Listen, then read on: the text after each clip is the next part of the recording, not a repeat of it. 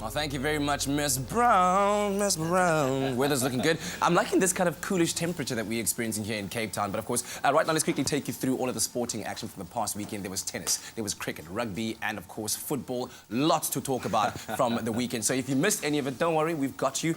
We've got all the results for you. Let's quickly start off with rugby that took place in Wellington, the Rugby Sevens. And it was great for me to see South Africa because I think I'd just woken up and I'd caught the first game. I think the whole world, yeah. Yeah, Japan, South Africa, and we laid our World Cup foes to rest. After, I think, margins, the smallest of margins, having kept the Blitzboks back for the last few tournaments, they've been so close to perfect. I think they might have achieved it. Yeah. And that man right there, Siobela Senatla, really does drive that point home. He's now surpassed the incredible Fabian Juries as South Africa's all-time try scorer. Roscoe Speckman coming on in that final against Fiji, one of a host of brilliant substitutions. I think Neil Powell deserves that medal as much as his incredible players. But Sneeman, the entire lot, absolutely brilliant. Vanna Kok in his 100th appearance for the Blitzboks. Yes. Superb. So this really does give us a nice cushion at the top of the table as we move straight into the Australian leg. But Stay awesome there, stuff, boys. man. Stay Blitzboks. there. Great performance. And then, of course, carrying on the momentum of the one-dayers and, of course, from the Test series, South Africa against Sri Lanka in the ODIs. Looking at this performance, I think it's almost going to be impossible for Sri Lanka to beat this Proteas side. The batting depth almost to number 9. The bowlers, even older bowlers, like when I say older, the guys who've been out of the fold. Chris Morris coming in with 1 wicket, but Wayne Parnell getting an early wicket, absolutely superb. Party you can boy. see what it meant for him.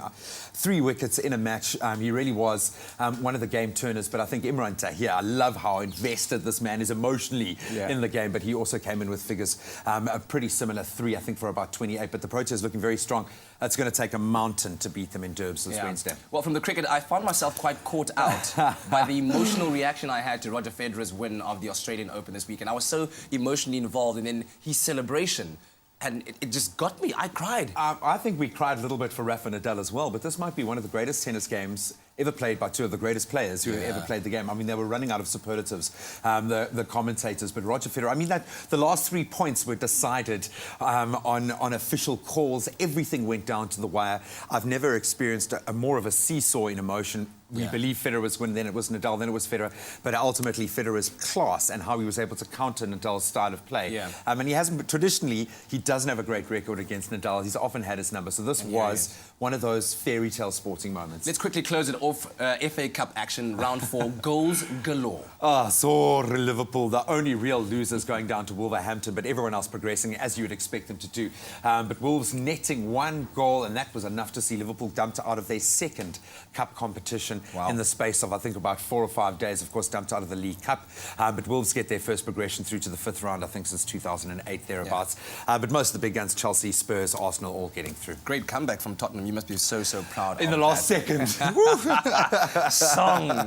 Yeah, well, that's the sporting action and the results from the past weekend. Of course, we'll keep you updated on all sporting results as they come around. What a weekend, What a weekend indeed. But right now, let's quickly catch you up on what you can see on your television screens this week.